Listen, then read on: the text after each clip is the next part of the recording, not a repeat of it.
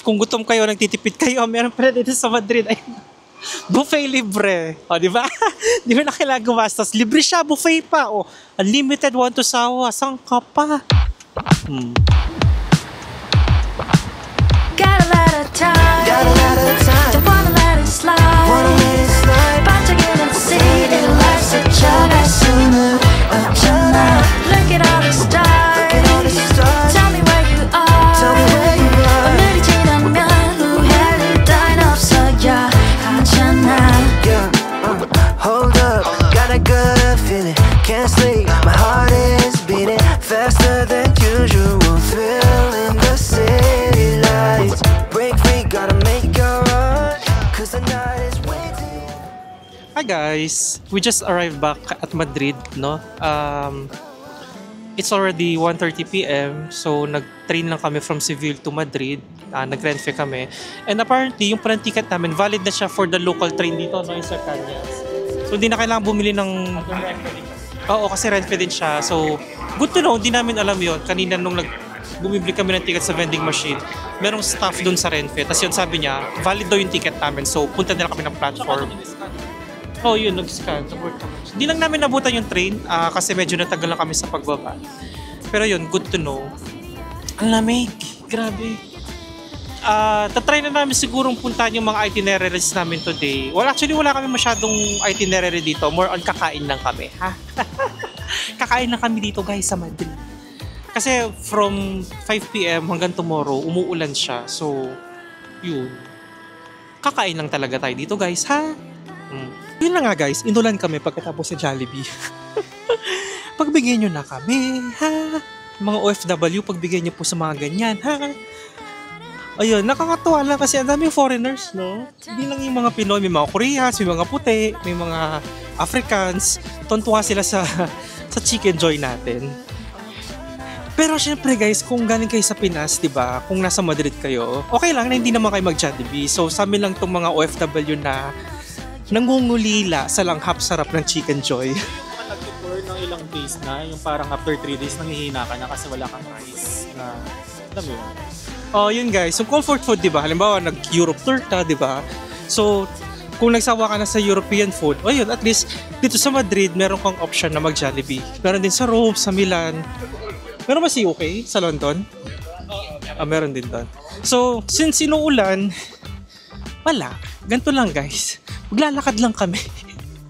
So, balikan ko na lang kayo later.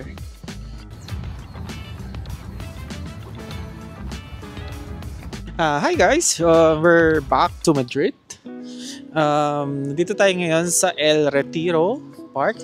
Isa siyang sobrang napakalaking park dito sa Madrid. One of the most tourist destination. So after going to Granada and then Seville and then now sa Madrid, parang biglang wow, ang laki na naman ng syudad na nakita mo, sobrang maraming tao, iba-iba yung vibe dito, no? So be ready for that.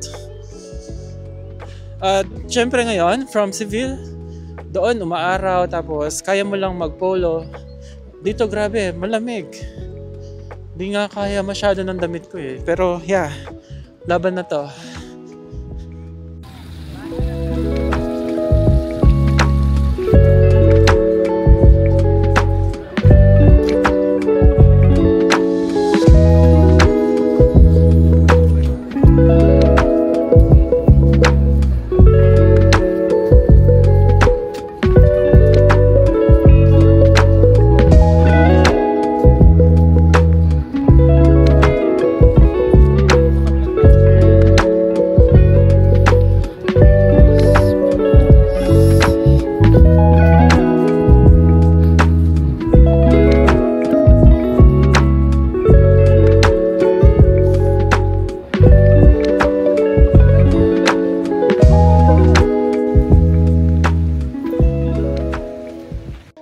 Kasalukuyan pa rin po natin pinabagtas ang kahabaan ng El Retiro Park o ang parke ng El Retiro dito sa Madrid.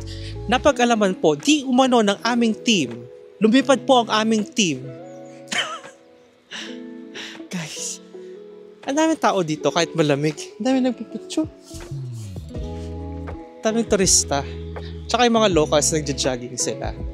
Ang laki ng park. Ang laki niya. Hinahanap namin yung ano guys, yung... Ano pangalan no? Palacio de Cristal. Sana makita natin siya. Tapos explain namin mamaya kung ano siya. Kung bakit ba namin siya gustong makita. Ay, wait lang. Napano kayo siya?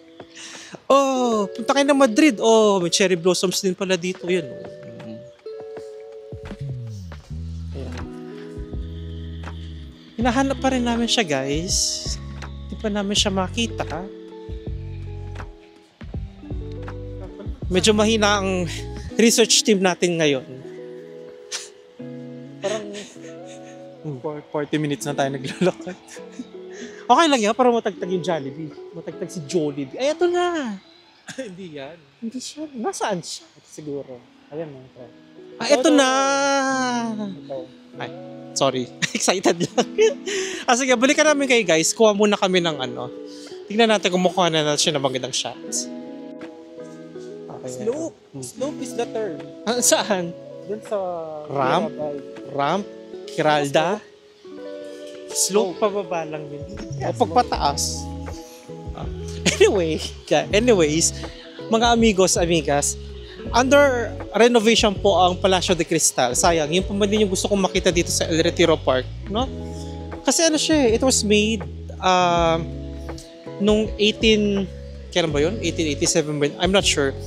It was made para ma-exhibit yung mga plants na galing sa Philippines sa pati mga flowers. Pero guys, correct me if I'm wrong, no? Kasi yung structure niya, yung glass structure na to, no? Very similar siya dun sa ginawa sa London nung nagkaroon ng World Expo, yung pinagawa ni Prince Albert, yung asawa ni Queen Victoria, no? I'm not sure kung same sila ng design, no? Pero yung kasi nung World Expo, di ba? Kung maalala nyo, nagdala sila doon ng mga Pilipino, tapos yung mga katutubo, tapos hindi na nakabalik, di ba? If napanood nyo rin kay KMJS, di ba? Sa kanila naman, sa US din nila. Pero meron ding dinala doon sa London. So, maputik dito. So, interesting lang kasi yun yung part ng history natin na hindi natuturo sa school, di ba? Na yung gano'n, medyo malungkot, pero yun, sana mas maging aware tayo sa mga ganung bagay na nangyari sa atin din yon, no? So, hindi lang tayo sinakop noon, pero kinuha rin yung mga katutubo natin, tas nilagay sila dun sa mga parang human zoo. So, yun, para sa akin, interesting siya kasi it's something nga na hindi tayo masyadong aware, pero since nandito rin tayo, di ba? Sayang lang talaga sarado siya. Siguro next time. 2027 daw siya matatapos, guys. So, 2 years pa. Mauna pa yung Sagrada Familia. 2026, no? Sagrada. Another new day 눈부신 저 햇살 어두운 밤 지나 찬란하게 빛나 I've been feeling down all night You tell me it's alright It's alright, alright, alright So blue 저 하늘은 더 푸른 바다 How deep it killed me when you jump up 힘껏 달려가 And now 두 발을 벌려 Dive into the sunlight When you're down Just dive into the sky high 날아오를 시간 어디론가 떠나고만 싶을 때도 You go Hi guys, so kakatapos lang natin kumain dito sa El Abuelo. La Casa del Abuelo. La Casa de Abuelo. Nag-specialize sila sa... Nasaan ito? Hilo yata ako. Nag-specialize sila sa gambas at saka sa... Yan, gambas. Gary. Sarap. Hello. Yun na nga. So yun guys, tapos na kami kumain dito sa La Casa del Abuelo. Yun nga, sabi nga ni Essie, specialize sila sa gambas, no? Ang sarap, no? Grabe. Niluto siya dun sa yung traditional nila na parang clay pot. Ewan ko ano tawag dun. Talagang na-retain yung init niya hanggang sa matapos kami. Tapos masarap yung ano, yung shrimp, no? Very tender. It's not rubbery. Tapos yung olive oil, ang sarap. Tapos ang daming garlic. Tapos yung squid naman, ang sarap ng pagka-charred niya. Tapos lagyan mo lang lemon tsaka ng olio sauce nila, napakasarap. So yun, if you have by the way guys, no, marami pala silang branch. Doon kasi sa may Plaza Mayor, medyo masikip, no. Parang siguro doon yung main branch nila. So kung try nyo i-google, meron sila 5 branch. So hinanap namin yung branch na hindi super matao, kaya dito kami napadpad. You got me feeling good, right by your side. Lost in every move, riding down your smile. Baby, hold me tight, let me trace your lines. Keep it low, cause you're dropping it down. We gon' boogie to the sundown, no. Baby girl, you look so fine, fine, fine. 아무 생각 없이 can we tune it out? Show you all I know. Let me ease your mind. Get high.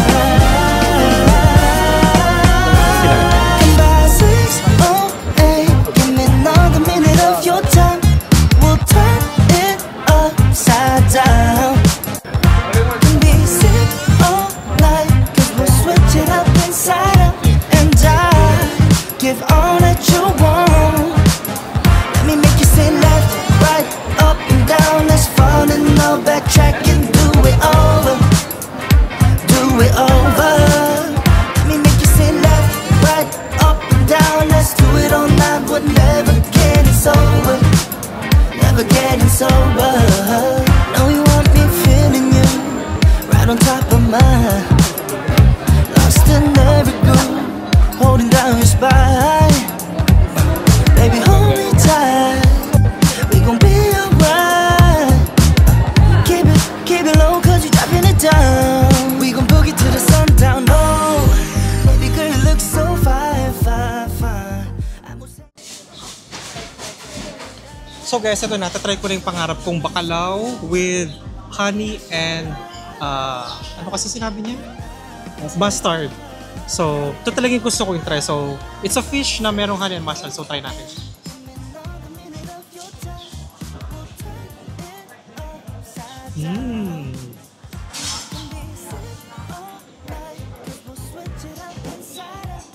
It does not disappoint. Yung fish, ang sarap. By the way, bacalao is called fish pala, no? So, lasang-lasa talaga siya. Very fresh. Yung mustard din siya super tapang. Tapos nababalance siya ng sweetness ng honey. So, yeah, perfect. Love it. Okay, let's try naman ang anchovies na may butter. Very simple.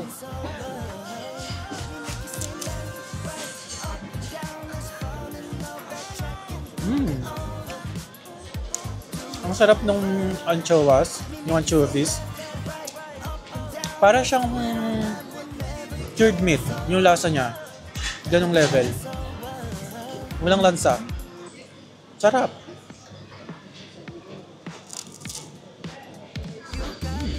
Tignan mo.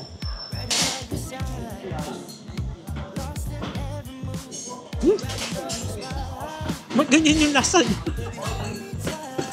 Guys, hindi siya lasang dilis. Lasa siyang karne. Ba't ganun? Ang sarap. Super. So lastly, try na natin yung ano guys, pulpo, agayega, octopus.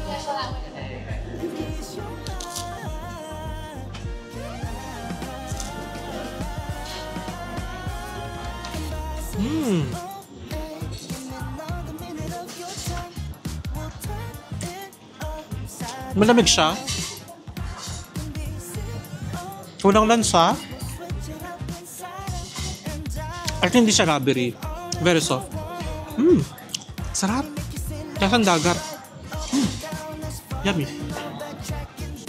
So tapos na kami sa merkado guys. yung kinain namin 6 euros lang lahat yun, no? So medyo affordable naman siya. Hindi na kami nag-drinks kasi may bawang naman kami tubig. And yung area na very touristy siya, no, I would say. Kasi Yes, it's a tourist spot. Oo. Kasi hindi naman doon pumupunta yung mga locals. So more on kinikater yung mga tourists. And then you can have a taste of yung mga in-offer dito na usual sa Spain, no? More on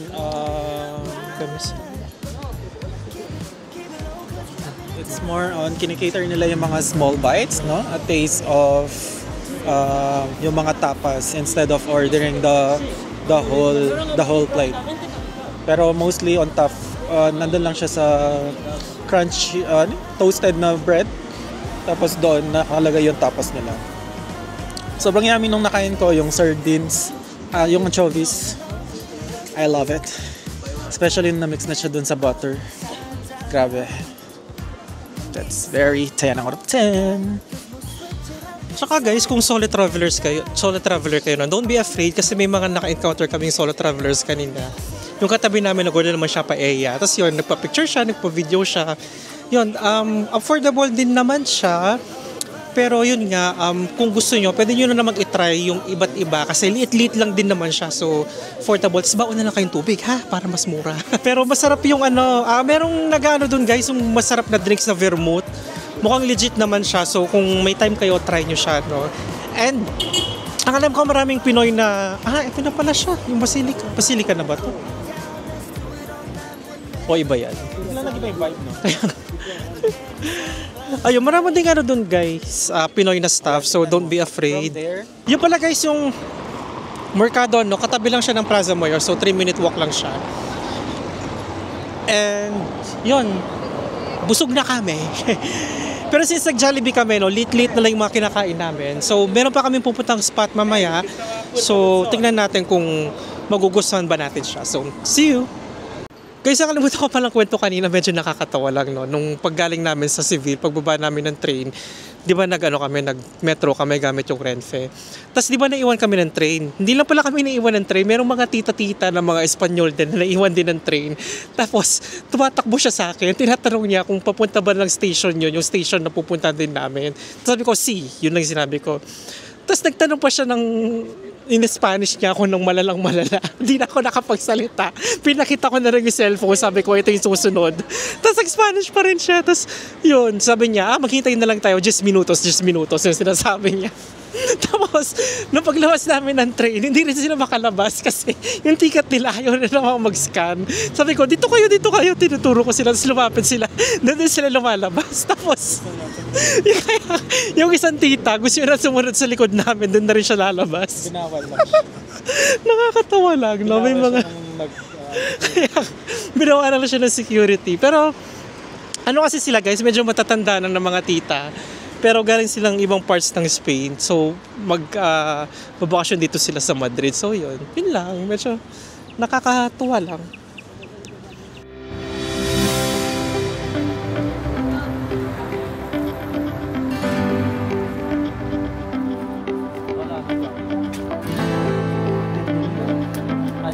Vamos.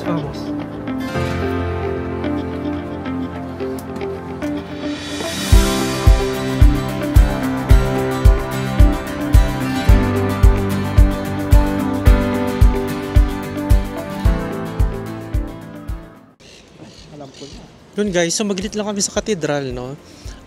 Hindi na ako kumuha ng clips, ng video, siya ng pictures. Though pwede naman, hindi naman siya bawal. Hindi na ako kumuha kasi may nag-oorasyon. So, as a sign of respect, hindi na lang tayo kumuha ng clips.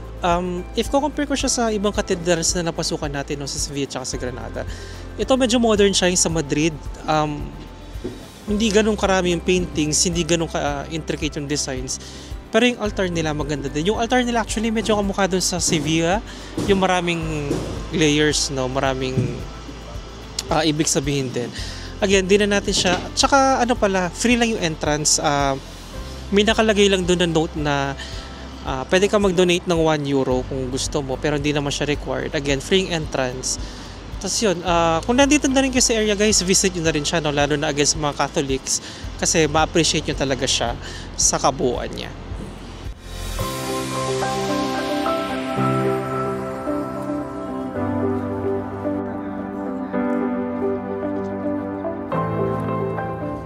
So guys, yung nakikita nyo ngayon, yan yung Royal Palace dito sa Madrid, no? So, nung unang panahon dyan nakatira yung royal family, pero I guess now outside Madrid na sila, I'm not sure kung saan, pero hindi na sila dyan nakatira. And then, meron ding guided tours, pwedeng pumasok, naka-open na siya sa public. Pero I think hindi yung buo, merong parts lang na naka-open sa public. So kung gusto nyo siyang i-visit, yan, inquire na lang kayo kung paano siya. So again, pwede siguro sa Klook, tignan nyo na lang sa link namin. Joke lang guys, wala tayong Klook, no? So, ayan yung area. Tapos sa harap niya guys, meron lang malaking parang square. So, maraming tao. Tapos ayun no, doon, merong parang, tawag dito, overview ng city ng Madrid.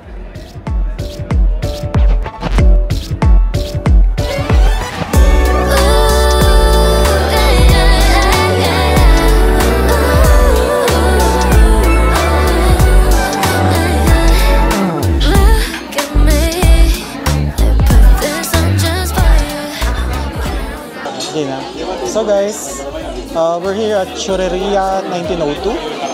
As you can see, no, we're back in Madrid. So, manipis na ulit yung kanilang churros. At ganyan yung design nila. So, let's try it.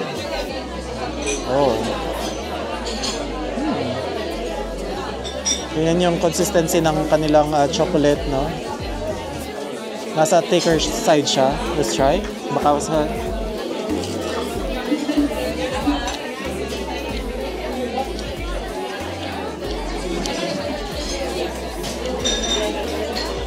Parang nasanay ako sa Porras. I think mas prefer ko yung Porras compared sa churros. Pero pretty decent din naman yung churros nila. Crispy siya sa outside. A little bit of burnt taste. Yung chocolate, it's fine. Wala ko masyadong masabi. Okay lang.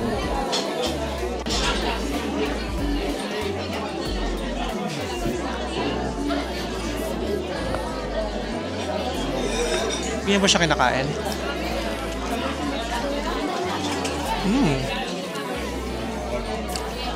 Nasanay ako dun sa Porras na makapal. No, medyo hindi satisfying na manipis siya kasi konti na kukuha mong chocolate, no? Pero texture-wise, okay naman siya. Chocolate thick, pero not too sweet. Kaya pala si Lola, nakita ko kasi siya kanina, guys. Kinukutsarita niya talaga yung tasa ng chocolate. Kumusta naman yung diabetes ni Lola, no? Pero okay naman. Worth to try din naman siya, no? Pang-apat na churros na namin to. Pangalawa dito sa Madrid. So, try nyo rin, guys. Yung vlog, no? Kita nyo naman, wala tayong ginawang makbuluhan ngayon. Kumain lang tayo ng kumain. So, yun. Bukas, baka uulan, no? According sa weather app. So, tingnan natin kung may pupuntahan tayo. Pero kung wala naman, kakain ulit tayo, guys. Ha? Ganun lang dito. Food Tour, Madrid Food Tour 2025. So, salamat sa pagsama and see you guys sa next video. Bye!